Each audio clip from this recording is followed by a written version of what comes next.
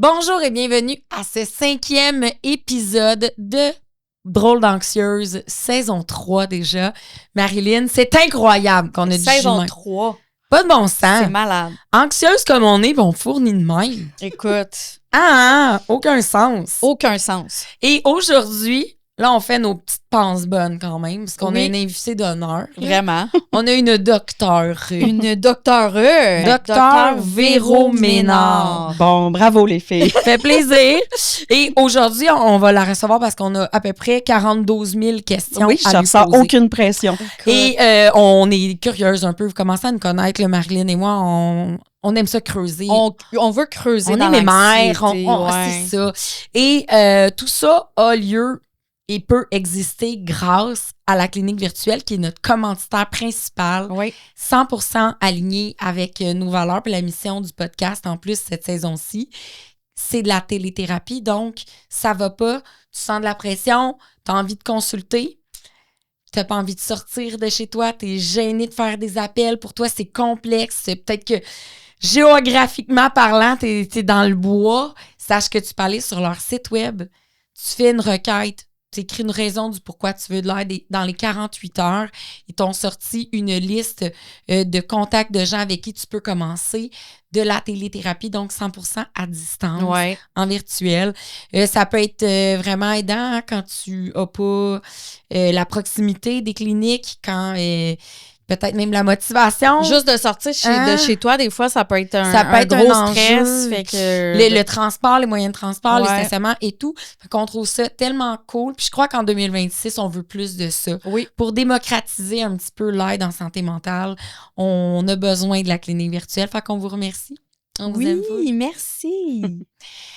Hey Marie, on start ça avec Véro. Écoute, docteur Véro. Docteur Véro! Psychologue. Coucou. Tu fais partie de l'ordre des psychologues. Donc, Jusqu'aux dernières nouvelles, oui. Oui, donc, moi, là, écoute, depuis qu'on a commencé le podcast, je disais à Marie, ça nous prend une psy. Oui. Parce que on se pose tellement de questions sur ça, là, l'anxiété, là. Mais il y a des fois où on veut même la réponse plus scientifique ou plus pro. On veut vraiment avoir des sources, quelque chose de fiable.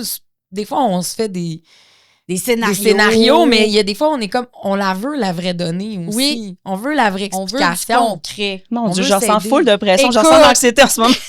Oh merde, Marie, même notre anxiété réussit à rendre une psy anxieuse. Non, on va en parler de ça. Fini!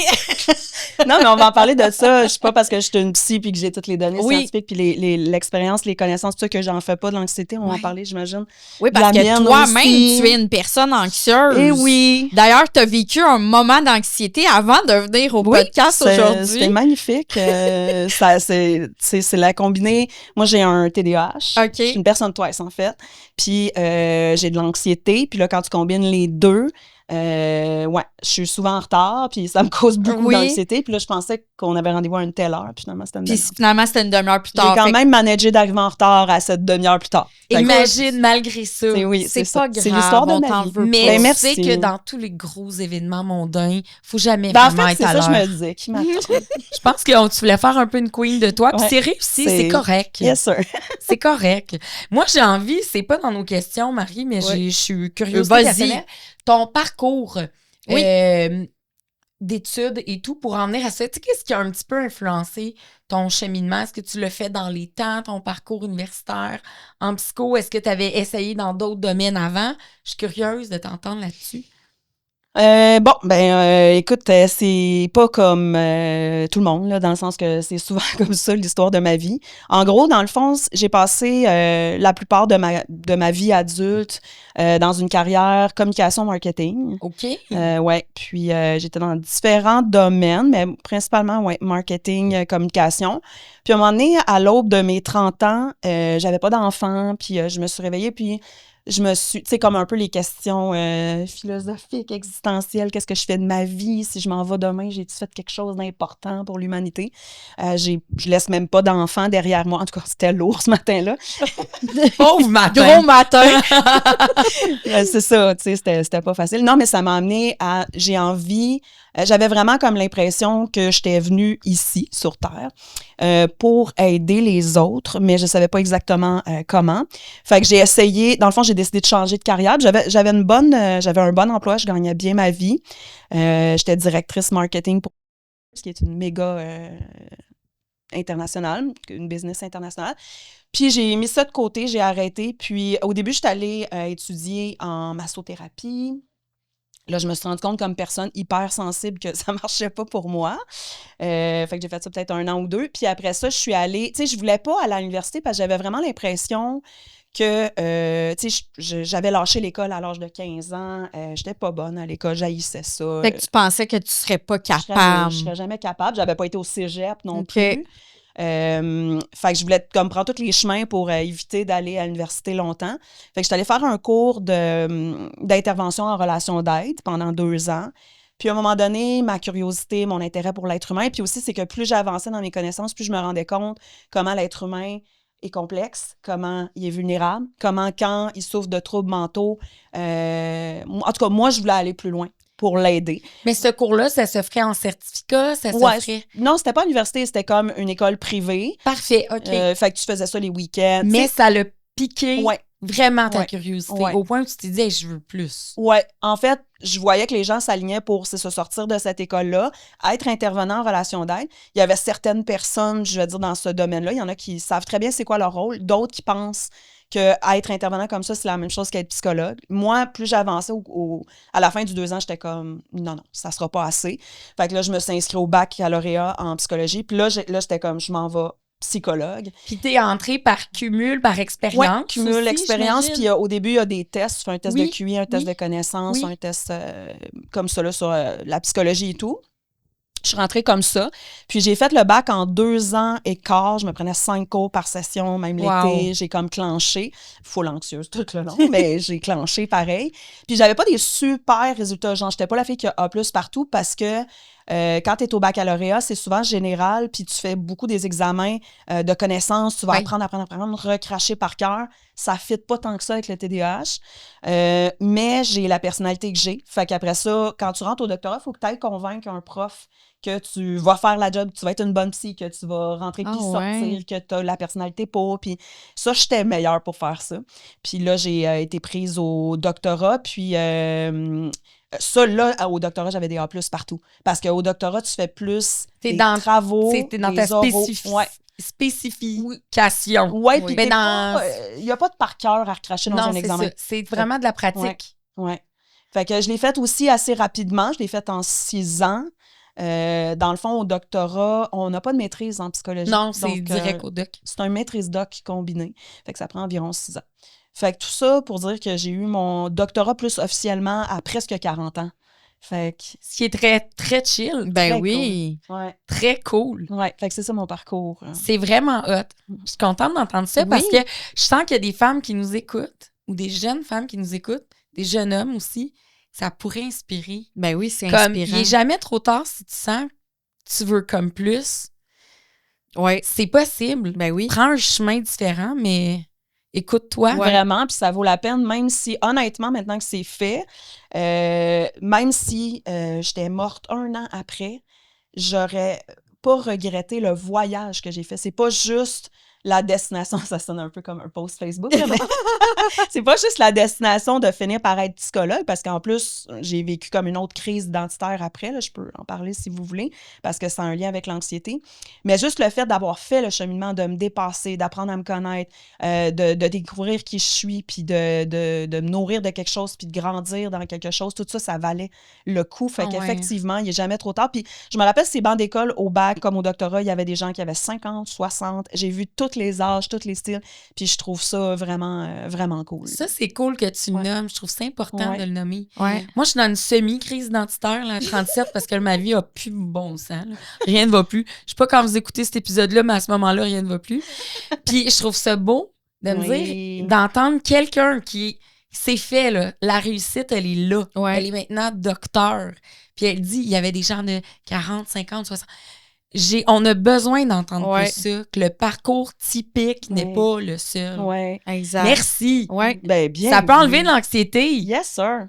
OK. C'était Oui. quoi ton autre crise identitaire? Ouais, moi, ça m'intéresse. On veut tout savoir. On va faire le pont avec l'anxiété, en fait, parce que depuis que je suis toute petite, l'environnement dans lequel j'ai grandi et tout ça, j'ai toujours été, tu sais, il y a beaucoup de pression autour de moi. J'ai commencé à adopter ces mécanismes-là à l'intérieur. Donc, j'étais extrêmement anxieuse avec les autres à l'école, de faire des performances, exemple, des oral.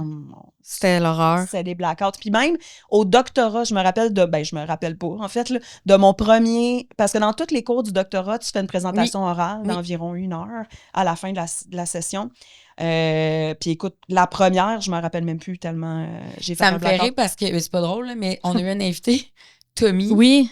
Tommy Lee, puis c'est de ça qu'il a nommé. Il dit j'avais fait une Un performance, blackout. puis j'ai eu un blackout. Ouais, je me il souviens pas. se Je me rappelle souviens pas de mon audition. Tellement anxieuse, ouais. Fait que j'ai toujours été comme ça, mais en même temps, puis ça, c'est un peu le twice, là, la douance, le TDAH, j'ai toujours roulé à 100 000 à l'heure.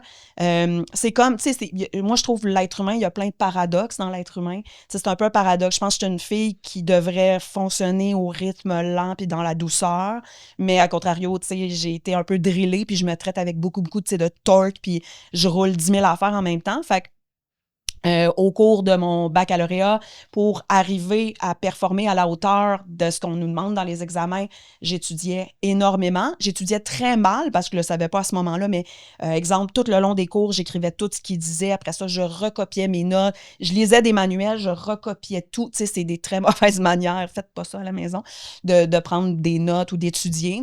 Fait que j'allais jusqu'à m'endormir dans mes livres. Fait que je me suis poussée. Puis évidemment, au doctorat, je me suis encore plus poussée. Mais là, j'ai commencé à avoir des patients, j'ai commencé à co-diriger une clinique. Moi, je suis spécialisée, une de mes 2 spécialisations, c'est les troubles de personnalité et les traumas graves. J'avais un caseload de 80 patients.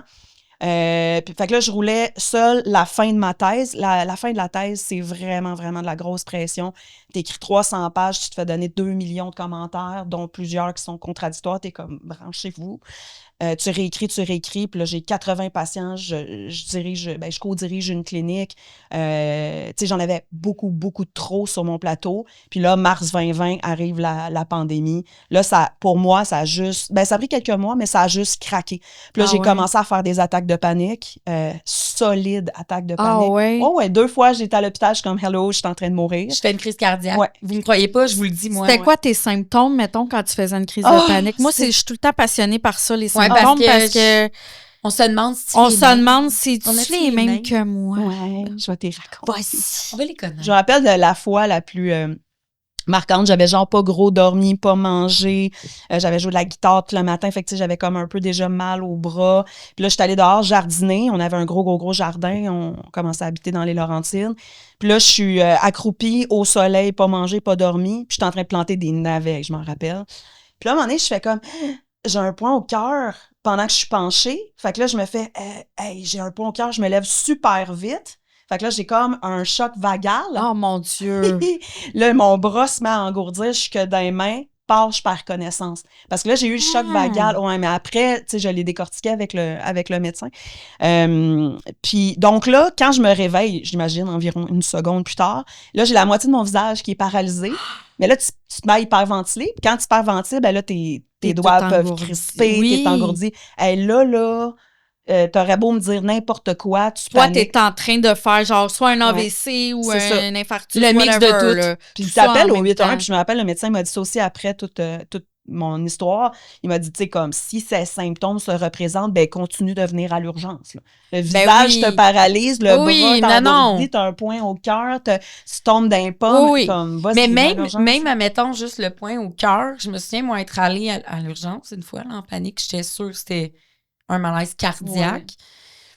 Puis j'étais là, et je m'excuse tellement de vous avoir fait perdre. Puis là, parce qu'après avoir décortiqué, moi aussi, clairement, je m'excusais, j'avais tellement honte. Puis il m'avait dit, tu sais que ça réarrive, tu viens parce qu'on a eu besoin de te donner de l'aide quand même. Non, mais en fait, même ça, mais comme il dit, le médecin, il m'a dit, c'est drôle parce que les gens ont peur de déranger le système de la santé, par exemple, avec ton urgence. Sauf que le pire qui puisse arriver quand tu vas à l'urgence, c'est le mieux. C'est-à-dire que t'aies faut aller rien. pour Finalement, t'es ça. comme C'est ça. correct. moi, en plus, on a découvert après que j'avais une vertèbre qui était coincée exactement à la hauteur des thoraciques. C'est ça qui avait fait Ton point. ouais, le point au cœur Bon, en avant. Fait que, tu sais, Mais ouais, c'est ça. Ouais. Fait que à partir de là, j'ai commencé à faire des crises de panique parce que, tu sais, la différence entre une crise de panique puis un trouble panique, c'est que on va, ben, vous le savez, là, c'est sûr, Oui. mais tu sais, on va le redire. Vas-y. On développe la peur, l'anxiété, la crainte de refaire des attaques de panique et soit de pas avoir d'aide ou d'être prise dans un endroit, donc avec ou sans agoraphobie.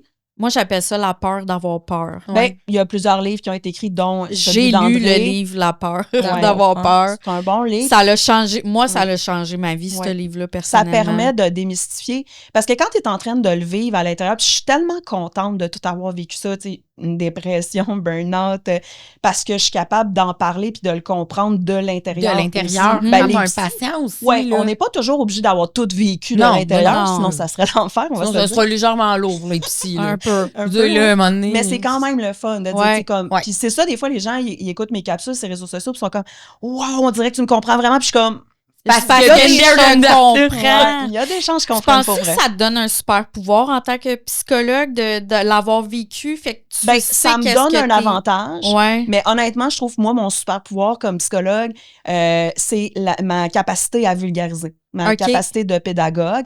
Mais le fait, puis tu peux rajouter ça à l'addition, tu sais, dans l'équation, je veux dire, le fait que je l'ai vécu de l'intérieur, puis je suis une fille bien intense en émotion, puis tout ça, ben ça fait en sorte qu'après ça, quand je l'explique, je le vulgarise, ben bien sûr, j'ai de l'air de te comprendre personnellement. Ouais. Parce que c'est ça, je l'ai vécu. Fait que oui, ça me donne un avantage, mais est-ce que c'est nécessaire pour pouvoir aider? Absolument pas. OK. Tu sais. Mais après ça, c'est ça, j'ai fait ensuite des attaques de panique à répétition.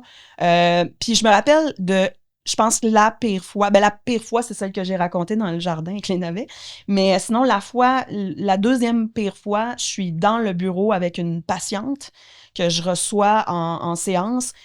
Puis, Shit, là. En train ouais, d'exercer, genre. moi, puis pire que ça, parce que je suis dans une séance d'hypnose avec elle. Oh mon Dieu. Parce que je vais vous expliquer éventuellement la schémothérapie avant que le podcast finisse. Là. Dans la schémothérapie, une des stratégies qu'on utilise, c'est l'imagerie. Dans l'imagerie qui est de l'hypnose, on retourne dans les épisodes de l'enfance de la personne pour découvrir où se sont forgés OK. des schémas importants. OK. Ça nous permet ensuite de faire de l'imagerie de réparation, donc de retourner volontairement dans cette scène-là, mais de faire une fin différente. OK. Ça nous permet d'un peu changer les schémas neurologiques. Oui. Fait que là, je suis dans la séance en hypnose avec la patiente.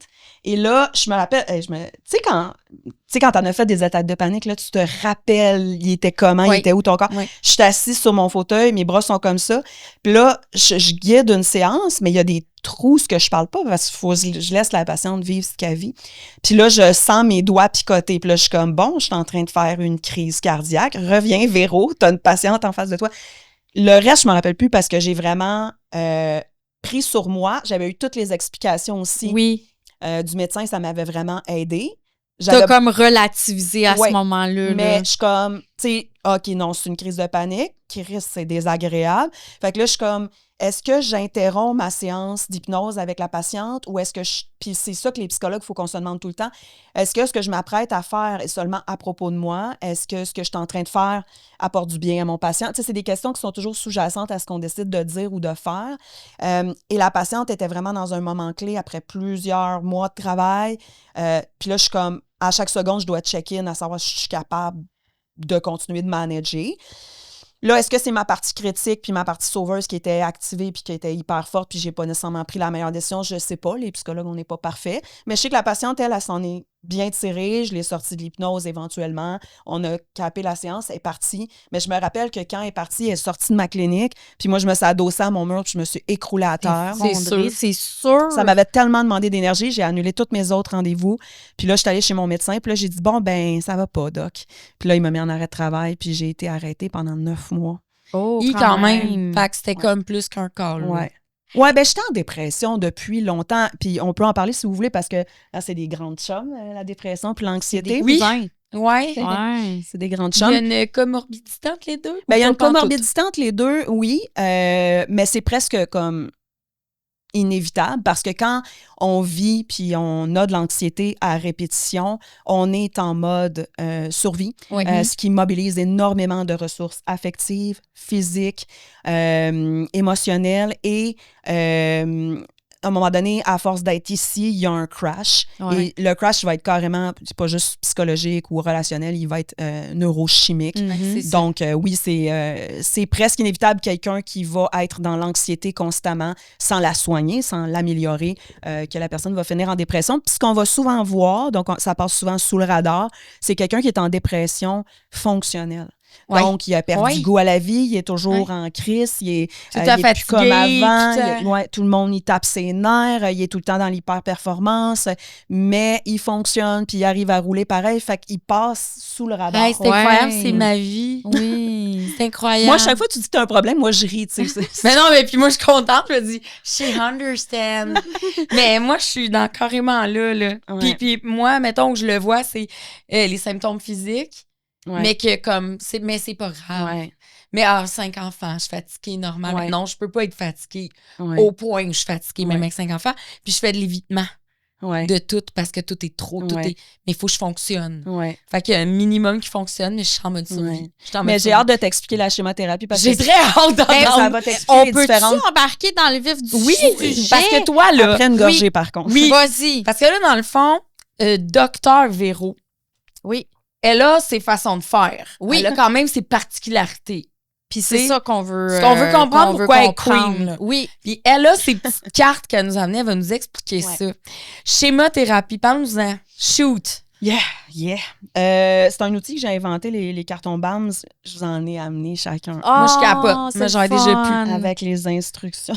Gère-toi un peu pour le reste. Non, j'en supplie.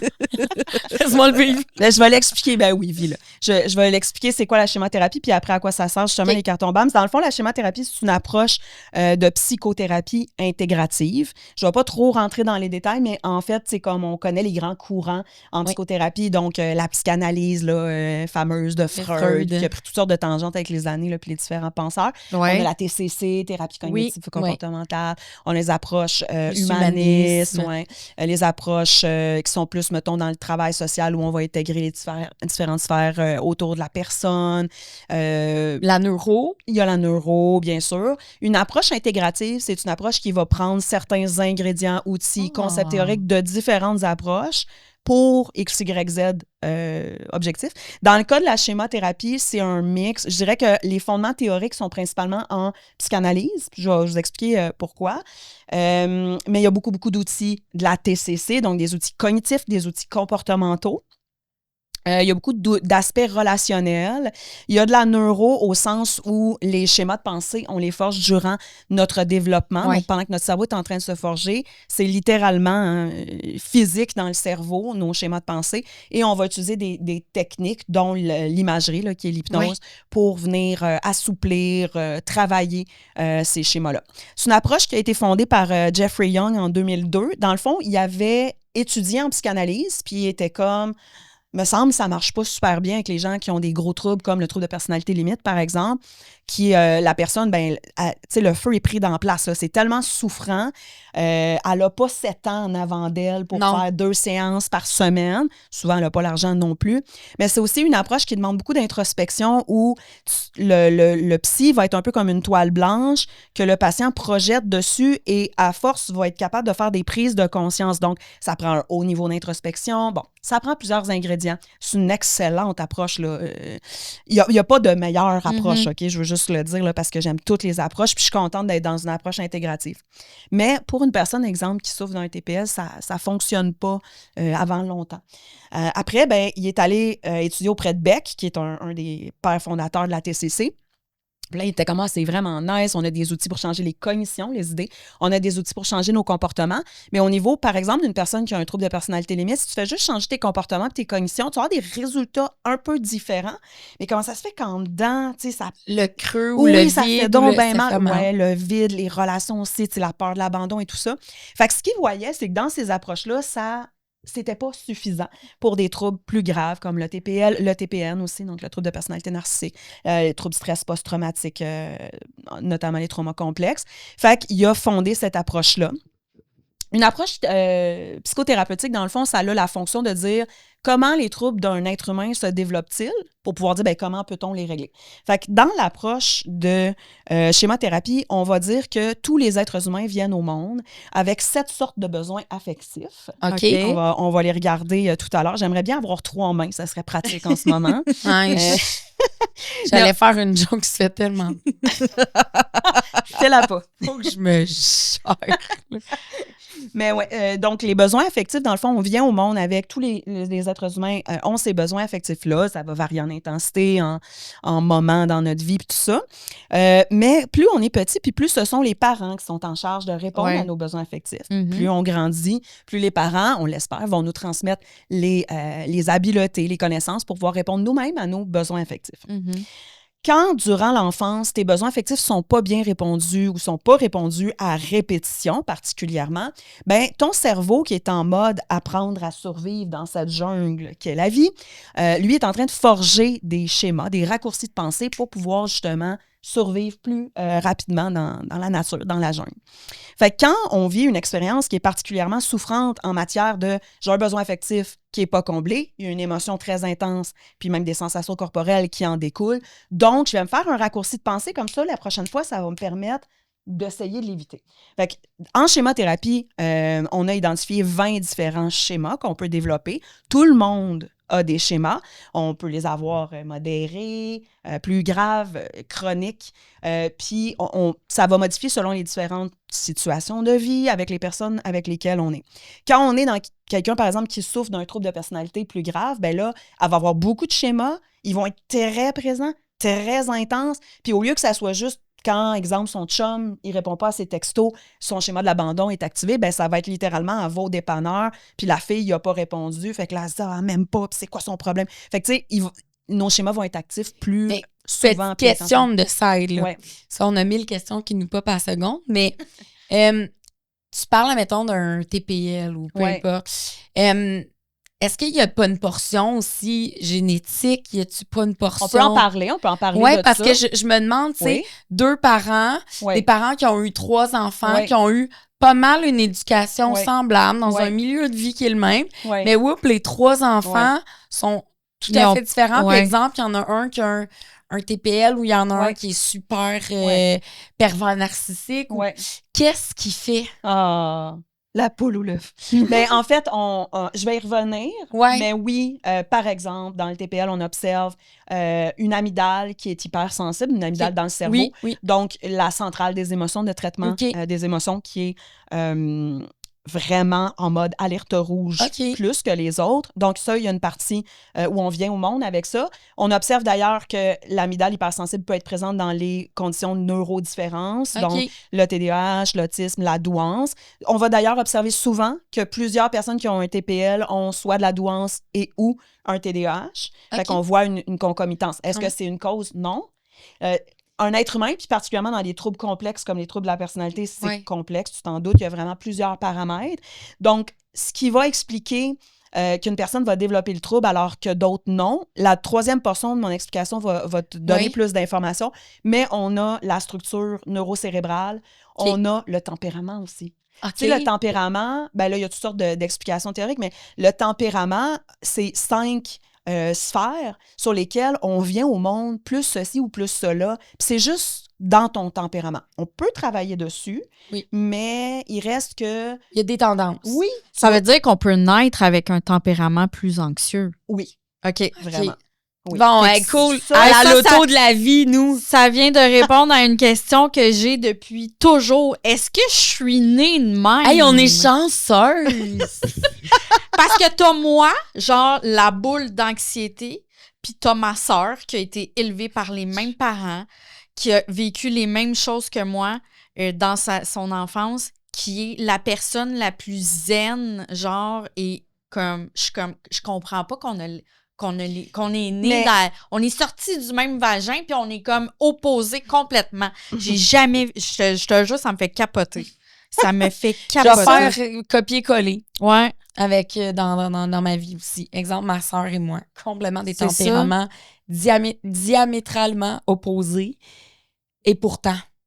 Mais ça, ce que tu viens d'expliquer, ce que je viens de te dire n'est pas nécessairement une explication directe. OK. Ça peut être un facteur. Un facteur. Fait que là, on pense à la neurostructure de ton cerveau, on pense aux traits de tempérament, mais on peut penser aussi, puis c'est là qu'on arrive à la troisième portion d'explication de la schémothérapie, aux mécanismes de défense qu'on a mis en place. Ah, OK. Puis ça change vraiment beaucoup, au moins en surface, comment on va traiter les différentes situations. Fait qu'une situation anxiogène, une personne peut avoir un mode, une partie détachée très grande, puis une partie enfant anxieuse et vulnérable très grande, puis on ne gérera pas de la même manière. Okay. Et pourtant, même, on pourrait faire, par exemple, avec ta sœur et toi, le test des schémas, puis observer que vous avez, par exemple, toutes les deux, le schéma vulnérabilité, qui est un schéma assez fréquent chez les gens qui ont une forte anxiété ou un trouble anxieux, mais c'est votre manière de soit y capituler ou y contre-attaquer qui fait la différence dans le traitement. Est-ce que ça veut dire qu'elle est plus heureuse que toi? Pas nécessairement. Mais est-ce que oui, la loto-génétique puis le tempérament peuvent avoir joué? Oui. Puis c'est ça qui peut faire aussi, des fois, on va observer dans une fratrie quelqu'un qui a développé un trouble de personnalité narcissique ou un trouble de personnalité limite extrêmement sévère, puis une autre personne qui est hyper fonctionnelle puis qui n'a aucun trouble, au moins en surface. Pourtant, ils ont vécu une enfance traumatique similaire. Mais il y a quand même plusieurs facteurs. OK. Fait que c'est vraiment un tout, là. Ouais. C'est plus complexe. Je comprends notre loto, Marie, mais ça ne sera pas votre seule réponse. Non. Il y a d'autres choses. Mais tu vois, justement, les gens anxieux, on a besoin d'avoir des réponses. Mais on aime donne un sentiment de contrôle. Ben oui. Moi, je pourrais passer 3 semaines à faire ce podcast-là. J'espère qu'on aurait de la... Parce qu'on veut des réponses, et des réponses, et des pistes, et des pistes, et des réponses. Je suis comme... Pourquoi? J'ai tellement de questions, là. Ça n'a pas de sens. Ben, continue. Ben, je continue mon cours. Vous n'aurez posé aucune question sur vos feuilles. Ben, on va... Inquiète-toi pas, on va te bombarder après. Oui, c'est ça. Oh mon Dieu. Fait que, donc, on a parlé de besoins affectifs non répondus, de schémas, donc de raccourcis pensée qu'on a développés pour se protéger, pour penser mieux, plus vite. Comme être humain, entre l'âge de 0 puis 21 ans, notre cerveau fait ça. Puis ensuite de ça, on va développer différentes parties de nous qui nous permettent de composer avec l'expérience souffrante de justement, j'ai un besoin affectif qui est réactivé, qui n'est pas répondu. Un schéma est réactivé, souvent plusieurs. Ça fait très mal à l'intérieur. Comment je vais composer avec ça? Bien, c'est les différentes instances. Puis ça, on l'avait expliqué en psychanalyse. On a parlé, par exemple, des mécanismes de défense, qui sont des concepts assez complexes à comprendre pour le commun des mortels. Ce que j'aime de la schémothérapie, c'est que, puis moi, j'ai pris le concept, je l'ai avancé un peu plus loin en mettant des personnages dessus, mais c'est que Jeffrey Young va nous expliquer, c'est qu'à l'intérieur de toi, il y a plein de petits personnages. Puis ça explique pourquoi des fois tu fais une chose puis son contraire dans la même journée, pourquoi tu veux une chose puis son contraire, pourquoi une journée tu as réagi d'une manière que tu fais comme qui suis-je? Ben c'est pas tout toi, c'est une partie de toi. Fait que je vous explique les modes. Les premiers modes qu'on développe tout petit, ce sont les modes enfants. Donc, notre enfant, on peut lui donner tous les noms qu'on veut, triste, anxieuse, vulnérable, abandonné, seul. On a notre enfant en colère, puis on a notre enfant ou enragé, on a notre enfant impulsif ou indiscipliné. En gros, pour résumer, c'est les structures de notre personnalité qui sont là depuis le début. C'est tout simplement, tu as une émotion ou un besoin affectif qui se présente, puis ça fait souffrir, puis ça se pointe. Il n'y a pas vraiment de traitement. C'est ce qu'on vient rajouter après qu'on développe au fil des années. Fait que là, vous allez tous reconnaître ça. En passant, on a tout ça à l'intérieur, tout le monde. OK? Fait que le mode critique. Ben oui. Donc, cette fameuse partie de toi qui te juge, qui te dévalorise, qui est hyper on l'a eu, celle-là, fort, nous. Oui. On est bonne. C'est fini, tu l'as pu? OK, je pense oui, non, on l'a. Oui, ça va, il est bien là. Il est bien là, le critique. C'est souvent un mode qui est très, très fort. D'ailleurs, dans la dépression fonctionnelle, c'est lui qui nous permet de survivre. Lui, il s'en fout de tes besoins affectifs, tes préférences puis tes valeurs. Lui, il est comme, faut que tu performes, faut pas que tu perdes la face devant les autres. Il s'est développé pour protéger l'enfant que tu étais, qui a vécu des expériences de rejet, d'abandon, d'humiliation. Toutes ces expériences profondément souffrantes avec les autres. Lui, il va avoir fait comme, OK, 1 minute. Je vais te permettre d'être la meilleure version de toi-même, comme ça, on ne souffrira plus jamais. C'est bon. Son but, c'est de protéger ton enfant vulnérable à l'intérieur, mais c'est la manière d'y arriver qui est un peu problématique. Après, on a une sauveuse soumise.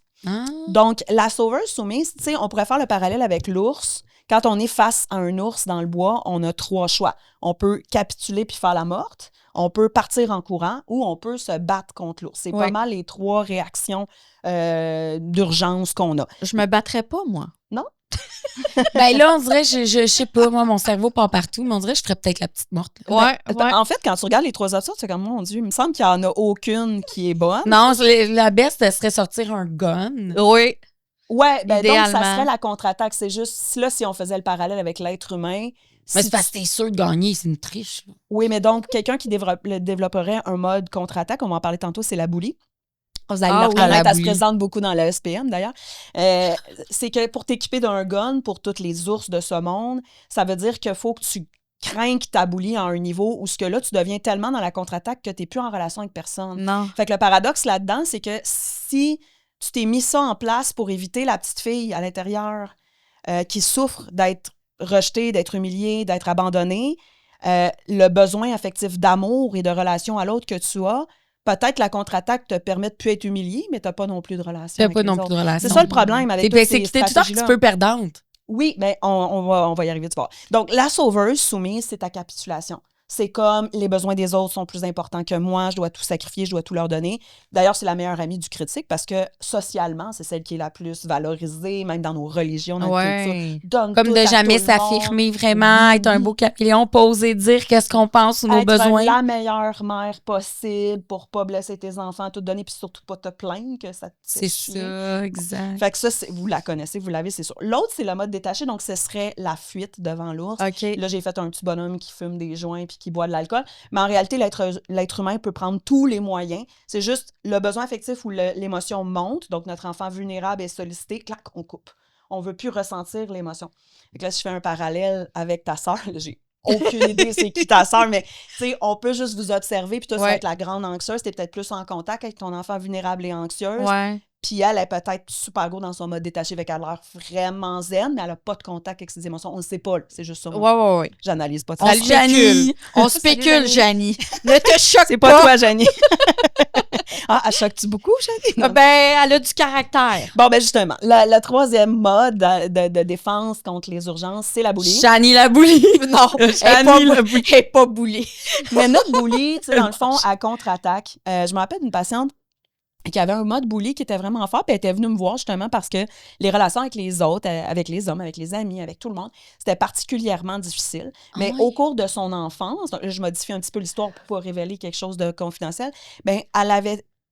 la première fois que sa mode bully s'était développée, ça y avait littéralement sauvé la vie. OK. Ah Fait que, ouais. elle oublie a ça. appris que c'est pas payant, pas à peu près. Hey, d'avoir check-moi une bully. bien, c'est Ouais. ça. Fait qu'il n'y a plus personne qui va me faire du mal. Ah, puis non, watch non, me, non. je vais me protéger. Fait que tous nos modes qui sont à l'intérieur, tous ces personnages-là, quand un schéma est activé, eux, ils vont s'activer pour nous mettre une protection de ce qu'on a appris aussi quand on était enfant, des différentes expériences de vie. Fait que là, t'imagines, dans ce monde complexe de tout cet orchestre à l'intérieur, ben, au-delà des gènes, au-delà de la structure cérébrale, au-delà du tempérament, ben, tes mécanismes de défense pour faire face à la vie, on est tellement différents, les différents êtres humains, que c'est ça qui fait en sorte qu'on va développer ou pas un trouble. C'est pour ça qu'on peut voir 5 enfants d'une même fratrie qui n'ont pas les mêmes troubles. Okay. Pourtant, ils ont eu les mêmes parents. D'ailleurs, ils n'ont pas eu la même expérience avec chaque parent non plus. Non, puis on a c'est aussi vrai. de l'expérience avec toutes sortes d'autres êtres humains. Ben qu'on oui, va exactement. avoir L'environnement est plus large que Ben oui. notre toit. Là. Il y a un dernier mode de défense, c'est le mode magicien. Je n'irai pas trop dans les détails, mais en gros, c'est un peu un mix entre le détaché puis la contre-attaque. Okay. Donc, ça fait tellement mal s'imaginer que les autres nous aiment pas ou encore qu'on n'est pas bon, que c'est celui qui va jeter de la poudre de perlimpinpin aux yeux de tout le monde puis faire à croire que tu t'aimes donc plus que tu t'aimes vraiment. OK. Fait que c'est comme une façade. Oui, là. c'est ça. Aïe, tu dis ça, puis j'ai genre des noms qui me viennent en tête. Je suis là. Drop-les pas. What a magicien!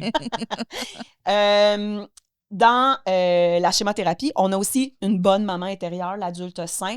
Dans la schémothérapie, évidemment, l'objectif principal thérapeutique, c'est de développer tellement ton adulte sain qu'elle devient la chef d'orchestre de tout ce beau monde-là à l'intérieur. Oui. Et donc, elle, sa job principale, c'est d'écouter les modes enfants. Autrement dit, quels sont mes valeurs, mes besoins affectifs, mes émotions en ce moment, quelle décision est-ce que je peux prendre pour mieux y répondre possible à tous ces besoins-là. Fait que si on les regarde justement, les besoins, vite, là, on a 7 sortes. Hein. J'ai dit tantôt, on a la sécurité, la sécurité affective, l'amour ou relation à l'autre, l'expression de soi, donc l'espace pour parler de nos émotions, nos préférences, mais que dans notre relation, l'autre personne aussi s'exprime, l'autonomie, identité, c'est 2 besoins en un, on pourrait dire. La valorisation, les limites et le plaisir. OK. Ça tourne pas si bien que ça à une main, on va se le dire. Je comprends le troisième bras nécessaire, je comprends. Et le plaisir. Donc, en fait, si on regarde, par exemple, ton critique s'est mis en place pour que tu te fasses plus rejeter dans tes expériences avec les autres. Fait que tu es devenue une hyper performante, tu es la meilleure au boulot, tu fais tout le temps le plus d'heures possible. Fait que peut-être que grâce à son fonctionnement, tu as l'impression que ton besoin de valorisation est bien répondu.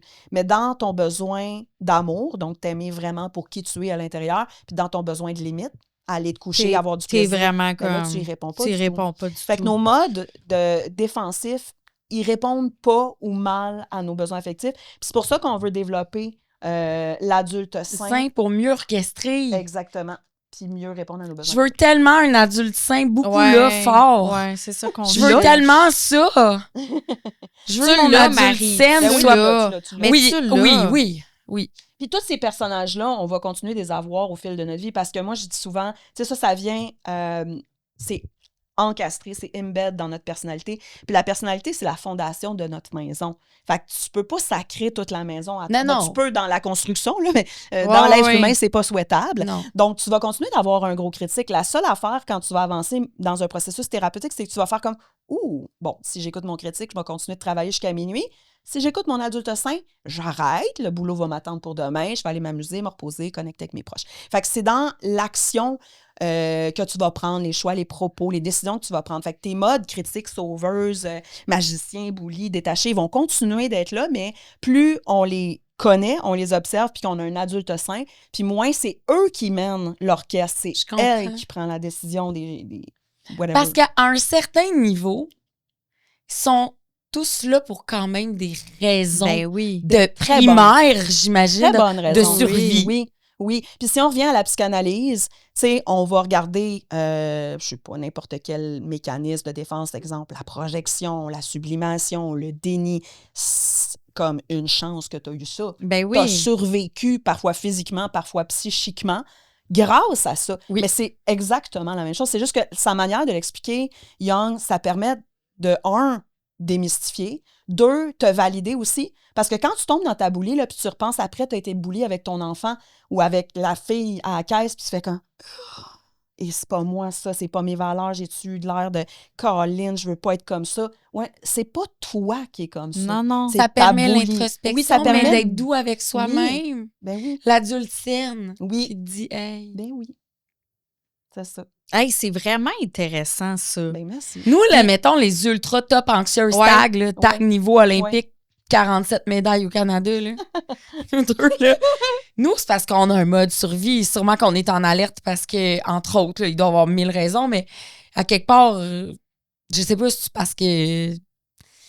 Je sais pas si c'est parce qu'on devait survivre dans notre enfance, notre adolescence, quelque chose. Moi, mes traumas sont longs, là. La liste est longue. Là. On a, je veux dire, j'ai des archives de ça à finir.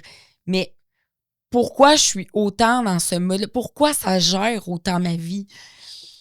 Pourquoi? Faudrait que tu te couches sur le divan. Ben là, Marie. oui, on c'est change que- de place. Let's go, girl.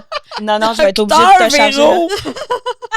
Non, là, je peux pas te répondre parce que je t'ai pas évalué. Puis Non. que c'est tellement compliqué, justement, et multifactoriel que ça sert à ça aussi, une bonne évaluation en psychothérapie, de déterminer justement c'est quoi tous les facteurs. Il y a quand même des pistes. Tu sais, si on va dans ce qu'on vient de regarder ensemble, quand on est dans un mode hyper anxieuse, on est souvent dans notre enfant anxieuse, donc on est plus dans un mode brut où on a peur de quelque chose. Peur d'avoir peur de... Ben, puis tu sais, on pourrait se poser la question aussi, quels sont, c'est une stratégie en schémothérapie, quels sont mes besoins affectifs en ce moment qui sont non répondus? Souvent, ça va être sécurité et limite. Donc, c'est tellement sûr. comment je peux y répondre? Ça, c'est la question que l'adulte sain va poser. Après, le pourquoi, ben, c'est que peut-être si quelqu'un faisait ton évaluation puis qu'on faisait le portrait global après 3 ou 4 séances, probablement qu'on aurait, ben, peut-être que tu as une amygdale hypersensible, tu avais 2 parents hyper stressé. Il était pas stressant avec vous autres, mais quand vous les regardiez aller, il était tout le temps de compreniez même. que la vie avait l'air Ouais. dure, puis stressante, Ouais. puis rochante. Ouais. Ouais. Puis après ça, il t'est arrivé des choses, c'est venu confirmer. Tu as développé des schémas, comme par exemple le schéma vulnérabilité, le schéma dépendance-incompétence, le schéma méfiance-abus. Puis là, ça t'a comme un peu fourni la preuve. Attention, hein, l'environnement, les gens, la vie, l'avenir, c'est dangereux, protège-toi. Fait que là, il peut y avoir de ça. Mais on peut même avoir aussi un mode, par exemple, un mode détaché. OK? Il y en a un dans les détachés, parce qu'en fait, là, je vous ai présenté comme environ 12 modes, mais dans la schémothérapie, il y a environ 87 modes. Là. Ça sert à rien de tout vous les expliquer, mais dans les modes détachés, il y en a un qui s'appelle l'autotranquillisateur détaché. Puis lui, là, moi, j'étais comme ça avant. C'est la personne qui est comme, hey, mets-moi pas dans un spa à méditer, si ça me tape ses nerfs, j'ai pas le temps pour ça. Pourquoi? Parce qu'on a appris à hyper carburer, puis comme ça, on n'a pas besoin d'être en contact avec notre enfant vulnérable et nos besoins. On l'évite. On évite, exactement. Fait qu'on c'est un peu paradoxal parce qu'on dirait pas que tu es en train de faire de l'évitement, mais tu sais, l'hyper-performer au travail, celle qui... Fait, moi, j'étais comme... j'étais encore comme ça parce qu'on est conditionné depuis qu'on est petit, mais maintenant, je le vois. Mais tu sais, c'est comme, OK, si je descends en bas pour aller ramasser une brassée, y a-tu quelque chose que je peux remonter en haut? Question d'overbook, la seconde dans la minute. Chaque seconde soit utile. Mais quand tu es là-dedans, ça plaît beaucoup à ton critique parce que là, tu es vraiment efficace. Puis 2, ça te permet de ne pas être en contact avec tes émotions. Surtout. Hein? Oui. Qu'est-ce qui arrive quand il n'y a plus personne chez toi, puis tu fermes la télé, puis qu'il n'y a plus un son, puis tu ne touches pas à ton sel et que le malaise, il monte? Hein? Quand mes 5 enfants partent le vendredi. Oui. Là, une amie, elle me dit l'autre jour, mais tu te ramasses chez d'autres amis, tu dors chez eux, ils ont leurs enfants cette semaine-là, puis tu veux. Ben oui, parce que, je les aime, ils me font énormément de bien, ces deux humains-là. Mais pourquoi je veux aller revivre une semaine bouquée quand j'ai pas ma vie? Quand tu pourrais prendre du temps pour toi. Parce que non. Tu veux pas être tout seul avec ta tête. C'est même pas. Il y a tout seul. Oui, ils me font du bien, mais c'est sûr que ça me permet aussi d'éviter. C'est sûr. Puis si c'est pas chez ces gens-là que j'aime beaucoup, mais ça va être me bouquer 1000 affaires quand même. Ça, souvent, on a été conditionnés de même. Tu peux penser à un ou l'autre de tes parents ou à toi quand tu étais enfant. Souvent, on a été conditionnés comme ça depuis tout petit. Ça nous permet vraiment... Ça permet plusieurs objectifs défensifs. Le fait est que se ramasser devant le vide existentiel, d'être face à notre enfant vulnérable tout seul, puis toute sa charge affective, c'est souvent trop. Fait que c'est pour ça aussi l'intérêt de faire un processus thérapeutique, de reprendre contact graduellement avec cet enfant vulnérable, commencer à l'écouter, mais tu sais, comme à petite dose. Moi, tu sais, quand je dis que je suis contente d'avoir vécu tout ce que j'ai vécu, dont le burn-out, la dépression puis l'arrêt de travail, c'est que, intense comme je suis, je suis allée voir mon médecin, j'ai pris une médication, une TS, j'ai commencé une thérapie, j'ai fait un arrêt de travail. Ça, c'est mon médecin, il m'a pas donné le choix. Fait que là, je me suis mis à peindre, donc j'ai commencé aussi à découvrir les arts. Puis là, j'ai comme graduellement entré de plus en plus en contact avec cet enfant vulnérable, à l'écouter, à écrire, à peindre et tout. C'est comme, maintenant, je passe des grandes matinées à écouter de la méditation, à marcher sans bruit, à prendre des spas tous les matins. Puis maintenant, je suis vraiment, vraiment bien avec la solitude, avec le silence, mais ça a pris 6-7 ans là, de travail sur moi. Puis de relax. Oui, non, mais tu sais, je dis pas que ça va absolument... Il faut que vous ayez 7 ans de temps de thérapie, mais je veux dire, je dis ça pour que tu sois douce et clémente avec la petite à l'intérieur de toi. L'adulte saine doit revenir. C'est ça. Moi, j'ai une question. Oui. J'ai remarqué au fil de nos épisodes depuis la saison 1 que ce qui revenait le plus souvent chez les personnes anxieuses, ils nous ont tous dit qu'ils avaient peur du jugement des autres, d'être jugés, de se sentir comme... justement, quand tu sais, le regard de l'autre, ça a l'air d'être un trait vraiment qui est très typique d'une personne anxieuse. Pourquoi? Mon Dieu, grosse question. Pourquoi? Qu'est-ce qui se passe? Docteur Véro! Docteur Véro, on veut une réponse. Pourquoi? Le jugement, oui. Oui. C'est une bonne question. Bravo. Merci. Mais en fait, je pense pas que ça soit typique des personnes anxieuses. Je pense que c'est typique de l'humanité. Ah ouais? Oui. Parce que quand on y pense, quand on regarde, moi, j'aime bien revenir à la base de l'être humain, tu sais, si on recule de 2000 ans, où ce qu'on n'a pas les civilisations qu'on a là, le langage, les outils et tout ça, on est des animaux dans la jungle.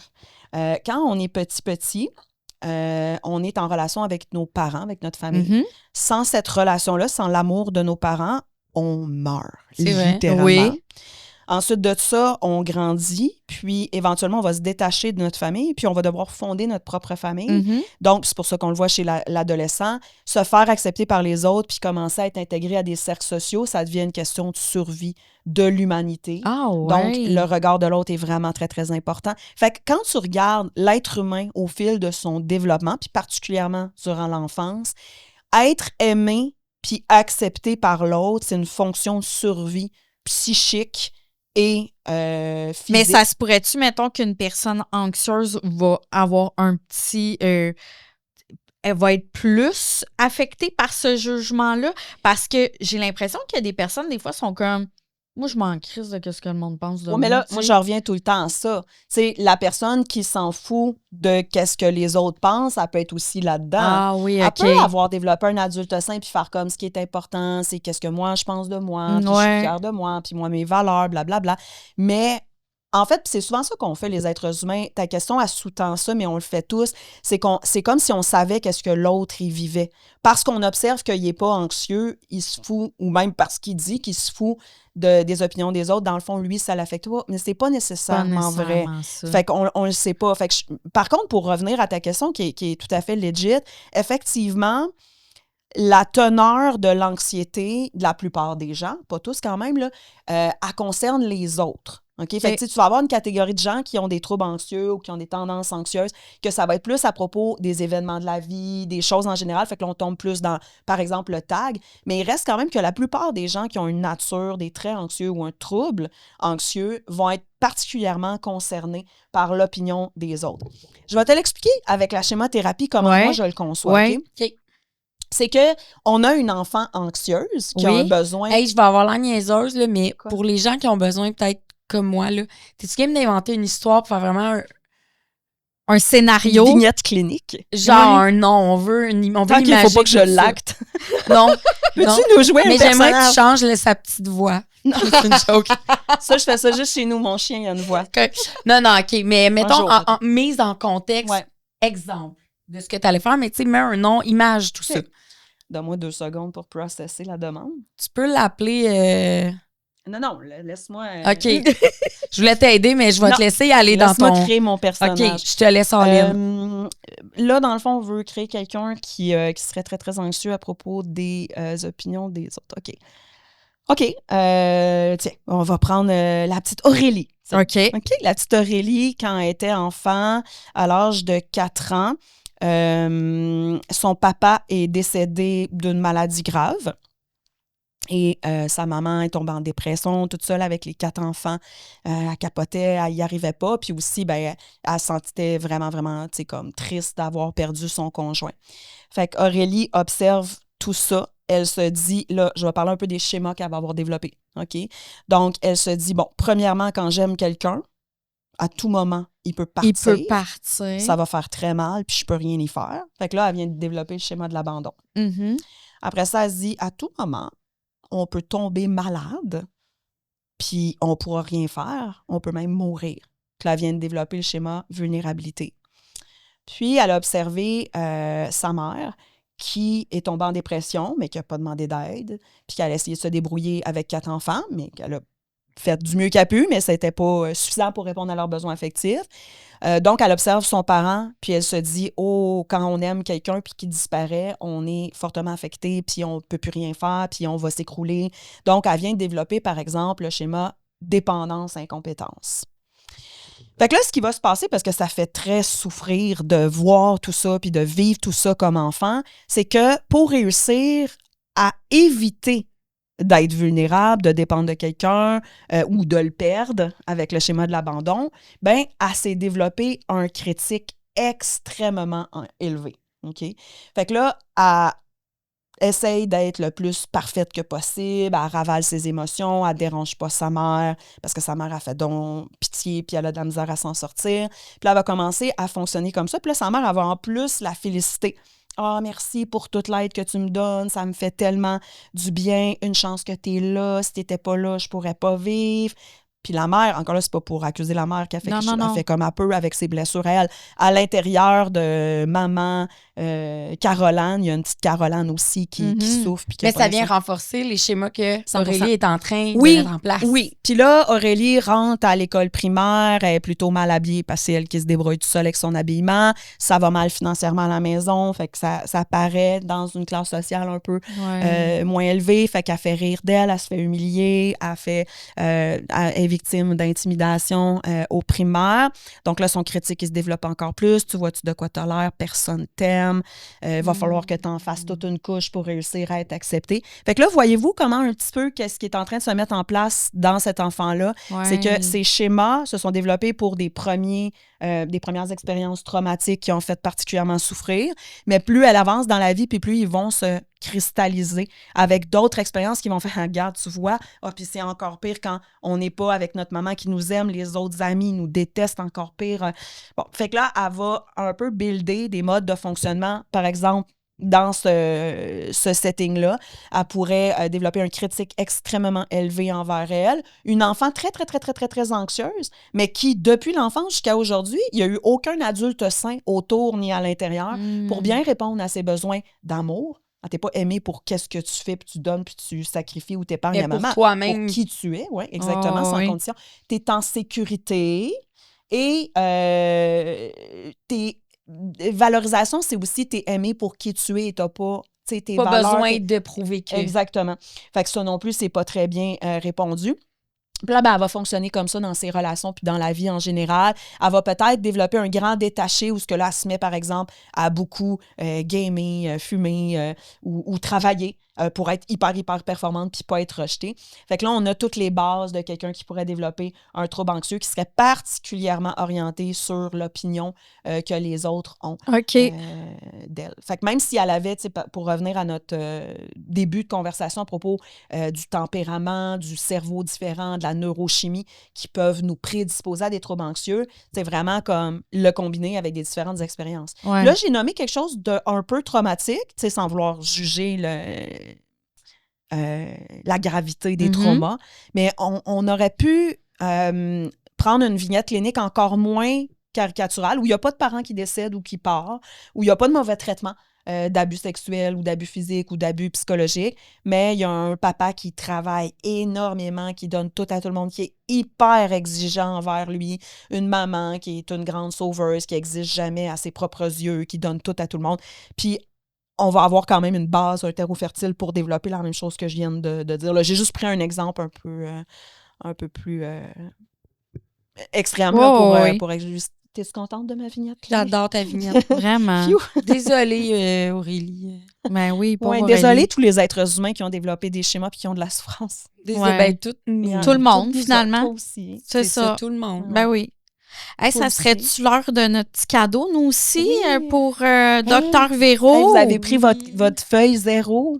Je te l'avais en même dit. temps, tu répondais comme à mesure. Oui, ben il y a comme des choses que tu as répondu pareil, là. Oui. Mais il faudrait quasiment te réinviter. Ah ben, ça me fait plaisir, juste pas là. En fait, on a la clinique virtuelle qui commandite notre podcast et donc qui on est 100% alignés, avec qui on est 100% alignés, mais on a aussi les jardins arômes et saveurs. Je sais pas si tu connais, c'est de Sainte-Mélanie. Et c'est des jardins de lavande avec un setup des plus Pinterest, des plus Bridgerton, avec un atelier boutique sur place, une fermette, des petits ruisseaux, des balançoires dans les champs de lavande, des sentiers illuminés. C'est de toute beauté. C'est 100% québécois. C'est une entrepreneure d'ici et elle a sorti ses produits dérivés. Et là, qui dit anxiété, dit on a besoin de lavande. Tu comprendras. 100%. Et elle a sorti la limonade pétillante à la lavande qui est de toute beauté. Succulente, rafraîchissante, et tu pourras la boire dans un moment opportun. Oui. Où tu auras envie de te désaltérer, d'être en mode très zen. Oui. Ben, je vais la boire avec mon amie parce qu'elle adore la lavande aussi. Ben voilà. C'est deux, on a besoin d'être zen. Pépite. Tu peux même rajouter un peu d'alcool dedans si tu as envie, ou pas. Puis aller là-bas, faire une petite après-midi vraiment détente en nature. C'est où, t'as dit? C'est comme à Sainte-Mélanie. OK. Puis c'est complètement féerique. Donc, voilà. J'adore Vraiment. la lavande. J'adore. Est-ce qu'on joue à le feu pour le feu? Oh, mon Ben Dieu, on joue à oui. quelque chose? Ben, oui. Ben, ça, c'est tout. Je veux C'est juste correct? dire que c'est de sa faute à elle. Non, mais je pense qu'elle Ah, sera c'est ta zéro faute, hein, impressionnée, Dr. Véro. Ah, comment non. ça? Ben, tu vas comprendre. Nous, on s'est dit, hey, qu'on trouvait que c'était une bonne idée. Je me suis dit que c'était une Des bonne fois, il y idée. a des affaires, hein, tu dis, ah, ça va être une méchante bonne idée. Puis là, quand t'as fait, tu fais, ouh, c'était pas une si bonne C'est idée. parce que je me suis dit, hey, on va vivre avec nos invités une Chaque montée invité, on vit d'anxiété. ça. Oh non! On va la vivre Je l'ai avec vécu eux. avant, ça compte pas? Ouais, mais non, Ouais, faut non, leur ça- vivre Non, puis en direct. Mais on va comprendre qu'on survit à ça quand même. Ouais. Yes, Mais il sir. faut le vivre ensemble. OK? J'ai peur. Vas-y, Marie. Sors la boîte. Mon fameux jeu de la roulette russe OK. où on est toutes T'es pas pas à l'abri de recevoir un petit choc électrique Non. au bout du doigt. Fait que là, on va vivre le moment ensemble. On va a être toute la stressés. chance de l'avoir. Non, mais On moi, va c'est être ma stressés phobie, les là. trois Ah, en même non. Non, mais non, mais après attends. ça, on survit. Mais non, c'est une chose Non, ça. on va. Je suis comme, let's go. Les trois en même temps, on va pas savoir qui va avoir le choc. Et là, on va vivre la montée d'anxiété ensemble. Ah, j'ai hâte. Puis là, après ça, on va... Marie est crampée. Oui, puis là, après, on va avoir Ouais. survécu, puis on va être On va être fiers de contente, nous. on va être fiers. Je sais pas. Il y a des Tu vas choses que je suis un peu plus fière Tu peux que ça. mettre ton doigt dans où il y a une Non. lumière. Mais tu disais pas qu'on le faisait tout en même temps? Oui, oui, on y Ok, va, on elle se dit, met. hey, vous m'aurez Oui, pas. oui, J'ai oui. vraiment pas le goût. Vas-y, ben Marilyn non plus, jamais. J'ai C'est tout jamais temps le goût, elle puis qui c'est le tout le fait. temps Ici, moi qui fille. pogne le choc. Hey. Fais pas ton- Vas-y, là. C'est parti. Oh mon Dieu. Sens-tu de l'anxiété? Oui. OK. Toi? Un peu quand même. C'est sûr, c'est moi. Oh non, c'est moi. Je suis contente. C'était pas C'était moi. vraiment pas une bonne idée, je trouve. Alex, il adore ce segment-là. À chaque C'est fois, sûr. il est rampé. Il est Je pense assis que ça là-bas. voulait dire niveau 4 lumières. OK, fait que tu l'as mis super fort. Oui. Ouais. Parmi les mauvaises décisions. Ça, c'est pas ton adulte sain qui a pris cette décision-là, Non, hein? Non. C'est ton enfant impulsif et Bon, indiscipliné. voilà. Mais c'est correct. Parce que pas trop loin après l'adulte sain, il y a l'enfant libre et heureuse. Bon, Quand tu on vois? travaille fort sur notre adulte sain, ça libère notre enfant libre et heureux. Puis là, tu peux jouer des tours, être taquine. Là, finalement, tu vois, là, Pas j'ai loin. survécu. Ça Ouais, faisait t'as pas bien. survécu. Mais finalement, je suis quand même un petit peu fière. Je suis Bon. quand même contente. Vous auriez fait quoi si elle avait pas survécu? Ben, ça aurait été dommage. Ben, ça aurait été dommage. J'ai pas signé de waiver, moi, pour ça. Ah, mais je suis quand même un petit peu fière de ma petite blague à chaque fois. Ben, Ça rentre-tu dans enfant heureux? oui, ou- je pense que oui. Ok. T'as du plaisir. J'ai ri quand même. C'est quand même un des besoins affectifs. Au début, je pensais, quand j'ai commencé ma carrière, il le nommait. Puis j'étais comme, ah, non, le besoin de plaisir. J'étais beaucoup dans mon critique. Là. J'avais pas Ok. fait la dépression encore. Puis j'avais même fait des toiles au début. Avant de faire des cartons pour illustrer les personnages, j'avais fait des toiles. Puis le besoin de plaisir, je l'avais même pas mis. Ça parle Ah, beaucoup de moi. ouais. J'étais comme, as-tu le besoin de plaisir? On va répondre à toutes les autres avant. Puis après ça, C'était comme moins important. Oui. C'était en bas de la liste. Plaisir, c'est entre autres aussi le rire. oui, c'est rire, le- spontanéité, c'est ça. créativité, jeu. Ah, Le ouais. rire, Alex. Le rire. Le rire, T'en as Alex. parlé tantôt, l'humour, c'est un vecteur. C'est Ouais. ça. OK. Oui, moi, je suis comme tout mêlée. Excusez-moi le choc, moi. Ben oui. Là, j'ai été Il a monté au cerveau, je pense. Là, Ça a monté au tabarnak. cerveau. Mais ça va peut-être me rétablir l'adulte sain. Je sais pas. On est plus des électrochocs, on est Non, plus là. mais ils en font encore, mais là, je m'avancerai pas là-dessus. Non, hein, Oh, ok. non. Non, c'est bon. Ben, on a la clinique Oui. virtuelle qui nous propose quand même le jeu ça ou ça. OK.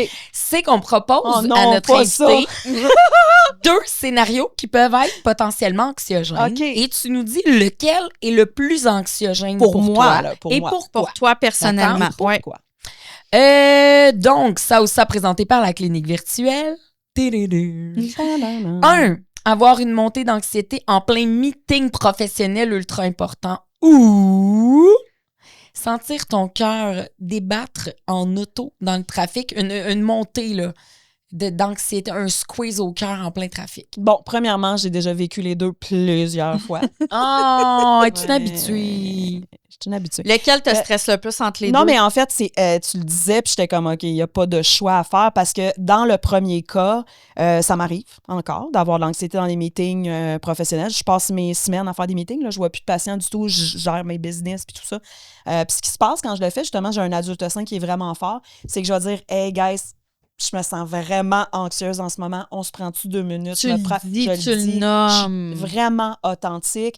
Puis je pense que c'est un bon role model aussi pour mes collègues, qui est comme, regarde, j'ai une adulte sain et parfois mon enfant vulnérable et anxieuse est là et j'en prends soin devant vous autres. Il n'y a aucun problème. Le cœur qui me déborde autour, tu sais, tantôt on a parlé de mes attaques de panique, c'est ceux qui me faisaient le plus capoter. Ouais, je suis en hein? char puis il y a une attaque de panique, Non, là, c'est je ça. me suis souvent rangée sur l'autoroute puis comme vraiment fâchée aussi, là. Bon, puis on n'est pas focus dans ce moment-là. C'est tellement c'est tellement dangereux. Non, mais tu sais, je me suis toujours rangée. Oui. Puis faites ça à la maison. Ben Rangez-vous oui, quand hein, vous avez une attaque oui, de panique au oui. volant.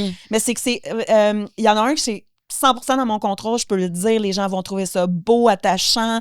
Ça va tout de suite apaiser mon enfant. Ouais. L'autre, là, on tombe plus dans des stratégies. Tu sais, tu parlais de la vente tantôt.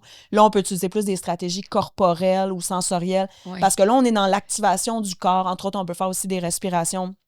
Mais lequel est le plus anxiogène pour toi? Vraiment, la voiture? vraiment au volant. Ah, ouais, ouais. Ah ouais. Le hein? volant. L'autre, en fait, c'est plus, puis ça, c'est le paradoxe de l'anxiété, vous le savez, là, je vous apprendrai rien, mais c'est plus anxiogène pour moi, puisque si ça se présente, je vais le dire. Et donc, Ouais. j'ai du pouvoir dessus. Je comprends. Sur l'autre aussi, mais j'en ai moins, puis c'est plus désagréable. Je comprends. Fait que, ouais. Le plus plate. Ouais. Moi aussi, j'ai une question, ça ou ça, Oh pour non. toi, toujours présentée par la clinique virtuelle. Oui. Alors, être réveillé à 3 heures du matin avec 1000 pensées ou ouvrir les yeux le matin avec l'angoisse déjà installée. Bon, les deux, encore une fois, c'est moi, c'est ma Oui. vie. Allô? Ben oui. Lequel fait le plus mal? Mettons, ça pèse le plus sur le bobo. Ben, je pense que c'est en plein milieu de la nuit. Ça m'arrive encore vraiment souvent. Oui. Je fais de l'insomnie de milieu de nuit. OK. J'ai quelques stratégies, mais j'ai plus de difficultés à retrouver le sommeil que quand je me lève avec la liste. Là, je fais tout de suite, tu sais, je fais de la cohérence cardiaque, j'écris, je prends le temps de... Vous m'avez pas demandé ce que je faisais puis de conseils, mais je vous les donne pareil. Ben, Ouais, c'est vas-y, inclus. on les Mais veut. gâte-toi, on les là. veut. Oui. Mais c'est parce que, en fait, c'est drôle parce que les 4 situations, c'est quelque chose que j'ai vécu vraiment souvent. Fait que, ouais, tu sais, c'est comme le matin, je suis comme, c'est mon critique. Tu sais, dans le fond, Ouais. tu te lèves, ton critique il est comme, let's go, on a Ouais. fini l'affaire, puis là, je suis comme, non, non. Miracle Morning Toi, Power, ouais. let's go! Non, mais le pire, c'est que Miracle Morning, j'aime beaucoup. Oui. J'ai même fait des ateliers pour les patients dans la thérapie évolution sur ça. Mais je suis comme, là, toi, va t'asseoir dans le bureau. Là, je parle à mon critique. Moi, je vais aller m'asseoir dans le spa. Puis je vais faire la cohérence cardiaque, la méditation. On va aller prendre une petite marche, je vais prendre un petit thé, un petit café, OK. puis on se revoit dans 1 heure. Il me stresse plus, lui. OK. Mais celui en plein milieu de la nuit, on est un peu comme la même chose que l'auto, c'est comme plus corporel. Ouais. Puis c'est aussi comme, c'est pénible, là, parce que t'es comme, bon, il est T'es 3 heures du fatigué matin. en Ouais. T'as un moment de plus, vulnérabilité, Oui, t'es puis t'es complètement comme, j'aimerais quand même me lever à 7 heures, C'est donc, ça. tu sais, comme ça, peux-tu finir en bas de 2 heures? Moi, des fois, ça va prendre jusqu'à 2 heures. Ouais. Mais ouais. Fait que toi, ta technique là, à toi pour te calmer, c'est vraiment ça, c'est marcher, le Ça spa, dépend vraiment des différentes situations, mais quand OK. le corps est activé, je vais, beaucoup la cohérence cardiaque. Ouais. Vous connaissez la cohérence cardiaque, Oui, bien oui. sûr. C'est que ça fait une intention paradoxale. Oui. Fait que, tu sais, dans une crise de panique extrême, comme celle que j'ai vécue, tu manques tellement d'oxygène que ton corps crisse. Ça fait, tu sais, ton corps, il peut pas rester en état d'urgence Non. quand tu t'en viens ralentir la respiration. Mais en soi, là, si on veut, tu sais, j'aurais aimé ça qu'on fasse un pan complet sur les stratégies là, pour Oui. l'anxiété, mais si on veut un peu comme agir en amont par rapport à l'anxiété, plus de choses tu vas mettre en place dans ton hygiène de vie pour avoir une bonne hygiène de vie, puis plus, tu sais, tu réduis les risques quand même de mettre au moins ton corps dans un état de panique. Là, tu parles, genre, notre alimentation, notre sommeil, notre... Pour répondre à ta oui. question, ben oui, j'en fais beaucoup tous les jours, mais ça veut pas dire que, comme, tu sais, je sais pas, ce matin, genre, j'ai pris un spa, j'ai fait une méditation, une cohérence cardiaque, puis j'ai écrit un peu dans mon cahier des émotions. Mais j'avais pas d'anxiété un matin. Non, C'est juste non. que je fais ça au quotidien. Tu l'entretiens. Bien dormir, bien manger, Oui, pas oui, consommer, etc., etc. Fait que ça aide. Mais selon l'anxiété ou le moment où je vais vraiment avoir une panique dans mon corps, j'en ai pratiquement plus là, maintenant, des crises de panique, ben là, je vais avoir des différentes stratégies, mais on va être beaucoup dans le corporel, puis OK. ouais. L'eau chaude, justement, là, avec de l'huile essentielle de lavande. La musique aussi. Oui. Mais la musique, moi, presque toutes les musiques de méditation me gossent profondément. Des fois, c'est gossant. Moi, Ah, il y des a fois, des c'est, tu sons, sais là. quoi? Des fois, c'est les Ah, moi méditations guidées Ouais. avec Oh, des en voix. Des arrière, fois, là. c'est Ouais, il y a la des petite- fois, la voix, là, c'est... Ah, moi non, aussi. ça le fera pas. Non, moi aussi. Faut que Non, je change je sais, parce ouais. que juste le thème de la voix de la personne, Ouais, je suis comme, moi non, aussi. ça le fera pas. Ouais. Ou tu sais, il y y a plusieurs types de musique. Tu as des différentes fréquences, puis il y en a que ça apaise vraiment. Mais moi, j'ai un TDAH, hein, comme j'ai dit tantôt. Puis il y a des fréquences qui nous gossent, le TDAH, comme solide. Hein? Là. Des genres de bi, là, je suis comme... On dirait qu'il y a une alarme qui sonne, ça me relaxe pas du tout. Non, c'est ça fait l'effet contraire. Oui, exactement. Mais j'aime bien le handpan. Connaissez-vous ça? Oui. C'est quoi le handpan? C'est comme une espèce de gros tambour en cuir. Oui. Puis le gars, il est toujours habillé pareil, là, comme une genre de chemise en Scott Towel, mais il a l'air tellement zen. Puis là, je sais pas, c'est écœurant. C'est vraiment bon. J'aime ça. Hey, mais wow, écoute, je pense qu'il aurait fallu faire une autre heure, Marie. Il faudrait peut-être la recevoir puis faire des questions encore plus précises. Une prochaine, écoute, on en fait, vous n'avez pas eu la chance de me poser beaucoup de questions. J'ai une idée de qu'est-ce qu'on fait. Oh. Oui, vas-y. T'as fait peur à Alex. Ça fait une crise de panique. Hein. Je m'excuse pour tes Alex. oreilles, c'était pas cool. C'est pas gentil. Hein? Nous entendre proche, lui. Dans une autre saison, on va demander à nos auditeurs, auditrices, spectateurs, de poser des questions, de partager de leur trauma ou de leur vécu. Bon. Puis on va demander à Dr Véro de se positionner. Ah, Oh là ça là. serait le fun. J'aime toute de mon idée, je me trouve bonne. C'est excellent. C'est une mon excellente... adultène qui m'encourage. Je pense que oui. Oui, je pense que oui. Parce que moi, j'avais Mais t'as pas l'air sûr. Non, c'est ça. Là, je suis dans l'anxiété. Peut-être que t'es rendu dans ton magicien. Je suis peut-être dans le Je sais magicien et je voulais comme projeter que c'était la meilleure idée du monde, mais dans le fond, je suis pas sûre. Oh. C'est une bonne idée, mais Ça Ben oui, correspond à c'est tes une excellente valeurs. idée. quand même. Parce tu sais, que c'est quand même, j'avais des questions là-dessus que j'ai pas eu la chance de poser. Ben, fait que je vais les parce que garder. ça va donner c'est des clair. exemples Pour concrets. Parce que t'as Oui. comme 43 questions, puis tu m'en as posé environ une. Genre. C'est ça. Mais c'est correct parce que j'ai trouvé ça extrêmement pertinent et intéressant de tout Oh, ce que tout tu nous ça. as Moi, parlé. là, je suis dans là. les cartes à fond, là. Vraiment. Yes. Moi, Fait je me que- sors mes cartes, là. Hey, tu Je peux traîne nous partout. plugger tes réseaux sociaux. Ben Oui. oui, ben en fait, c'est ça, sur les réseaux sociaux, c'est Dr Véro. Docteur, c'est D-R-E. Dr Véro, je suis sur TikTok, Insta, YouTube, Facebook, tout le kit. Bientôt Lemonade.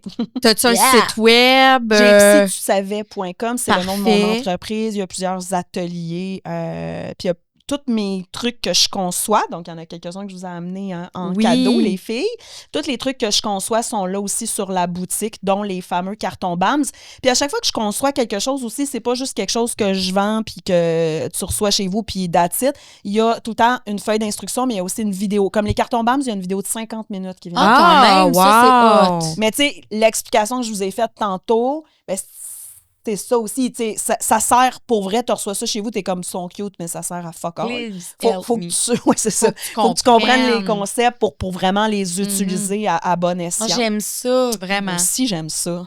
C'était bonne. Ben, merci. Ouais. Je Avant sais, pas je suis juste le paquet de cartes. Ah, ça vient Avant avec. le cours avec. Avant le cours avec. Ben, moi, Ben, ça, oui. je trouve ça hot. Ça, Ben, ça oui. prend ça. bonne. Ben oui. Quand même. Eh ben merci. Merci d'être venu. Merci à vous autres. Puis merci à tout le monde. On se revoit un prochain épisode.